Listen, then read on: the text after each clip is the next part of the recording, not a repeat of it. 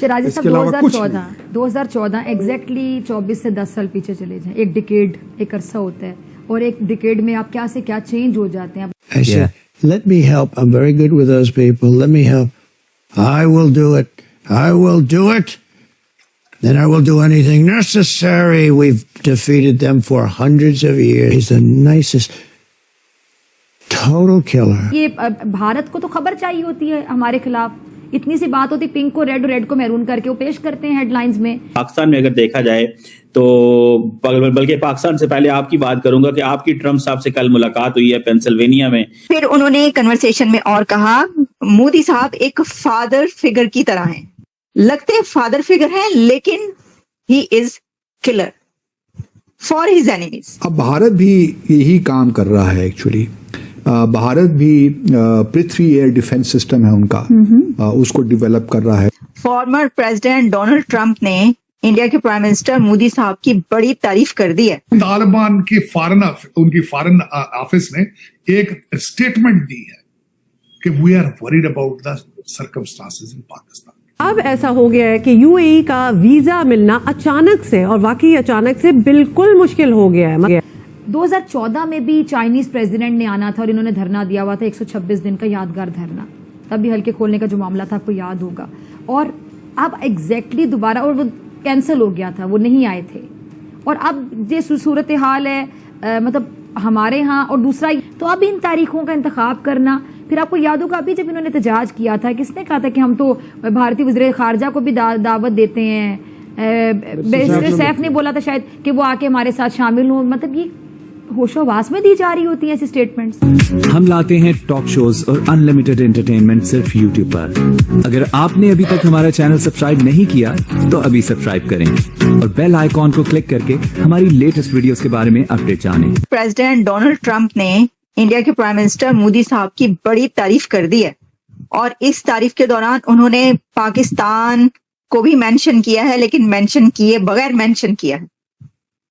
तो ये क्या हुआ है, इसका बड़ा चर्चा हो रहा है. और मेरे पास वीडियो भी मौजूद है जो मैं अपने प्रोग्राम में आपको दिखाऊंगी कि ये उन्होंने कौन से पॉडकास्ट में ये बात की है और बड़ी डिटेल में ये गुफ्तगू फरमाई है. तो जो एंकर पर्सन है ना, उन्होंने डोनाल्ड ट्रंप से ये सवाल किया कि आप ये बताइए कि आप जब प्रेसिडेंट थे तो उस वक्त आपकी बहुत ज्यादा लीडर्स जो है उनसे मुलाकातें हुई, मीटिंग्स हुई. तो ये जो लीडर्स, प्रेसिडेंट्स, प्राइम मिनिस्टर्स होते हैं, कुछ हमें हमारे साथ शेयर करें, कैसे हैं, कौन कैसा है, कैसा लगा आपको.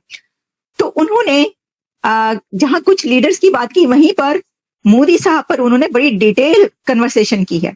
और उन्होंने कहा कि नरेंद्र मोदी साहब जो हैं वो एक बहुत जबरदस्त इंसान है, वेरी नाइस ह्यूमन बीइंग. और उन्होंने कहा कि मोदी साहब एक फादर फिगर की तरह हैं, लगते आपको एक फादर फिगर की तरीके से हैं, बड़े ही डिसेंट. यानी उनका मतलब ये था बहुत डिसेंट, बहुत पोलाइट, और बहुत लगते फादर फिगर हैं, लेकिन he is killer for his enemies. For his enemies उन्होंने नहीं कहा, लेकिन उन्होंने कहा, मैं आपको अभी जब आप देखेंगे वीडियो तो आपको पता चल जाएगा, उन्होंने कहा वो किलर है बंदा. किसके लिए? अपने ओपोनेंट्स और एनिमीज के लिए.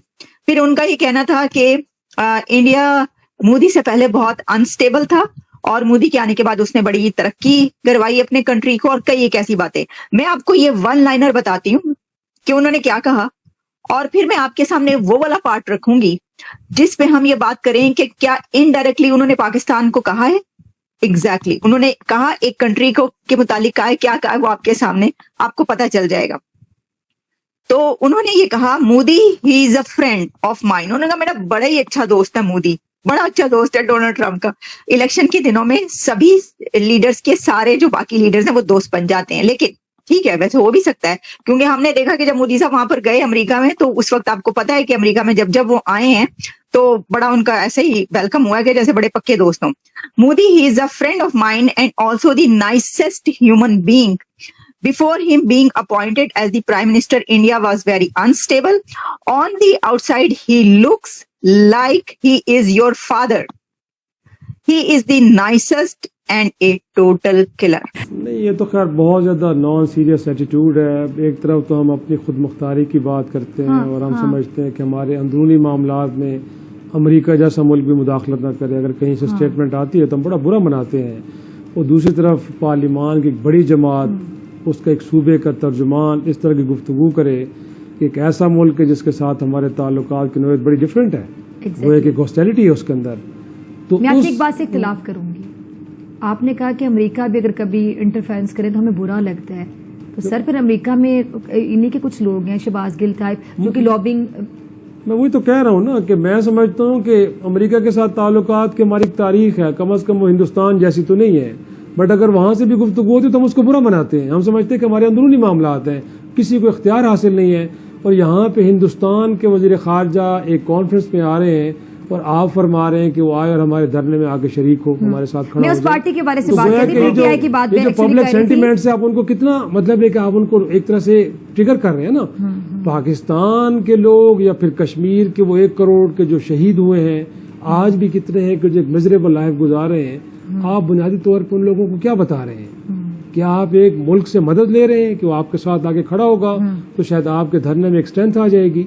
और वो उस मुल्क से मांग रहे हैं, वो किस मुल्क से मांग रहे हैं? तो मेरे ख्याल में नहीं होना चाहिए आपका। और दूसरा जो आपने बात की, बिल्कुल 2014 में भी ये एक बड़ा नॉन सीरियस और एक बड़ा बचकाना फैसला था कि आप उस दिन बैठ रहे हैं, धरने दे रहे हैं, मैसेज दे रहे हैं कि इस मुल्क के अंदर अफरा तफरी की कैफियत। और अब भी देखें, अगर आप SCO कॉन्फ्रेंस के दौरान भी जलसे करेंगे तो उसके बावजूद भी इमरान खान के मसले तो हल नहीं होने वाले। अभी टाइम लगेगा ना, अदालतों में मामलात हैं। क्या देखते हैं वैसे आप क्या देखते हैं उनके मसलों का हल? मेरा ख्याल है, देखें, माजी में वो लोगों से यही कहते रहे कि आप अदालतों में जाएं, अदालतें आज़ाद हैं, न्याय किसी के कंट्रोल में नहीं है, वो खुद फैसले कर रहे हैं, मुकदमात बना रहे हैं। तो अब भी सूरत हाल ऐसी है कि अगर उनको कोई रिलीफ चाहिए तो वो अदालतों से ही मिलना है, क्योंकि वो अपने दौर में ये कहते रहे हैं कि वो किसी को डील नहीं देंगे, वो किसी को NRO नहीं देंगे। तो आज उनको खुद भी नहीं लेना चाहिए। हम कह सकते हैं कि और मेरे ख्याल में देखें डॉक्टर साहबा, अगर आपकी स्टैंडिंग दुरुस्त है, अगर आपने कुछ नहीं किया तो तमाम प्रेशर्स के बावजूद भी अदालतों ने बड़े आजाद फैसले दिए और लोगों के मैं आपकी बात को एक जुमले में कंक्लूड अगर करूं आपकी इजाजत से, कि जो उन्होंने दिया है वो लौट कर आ रहा है।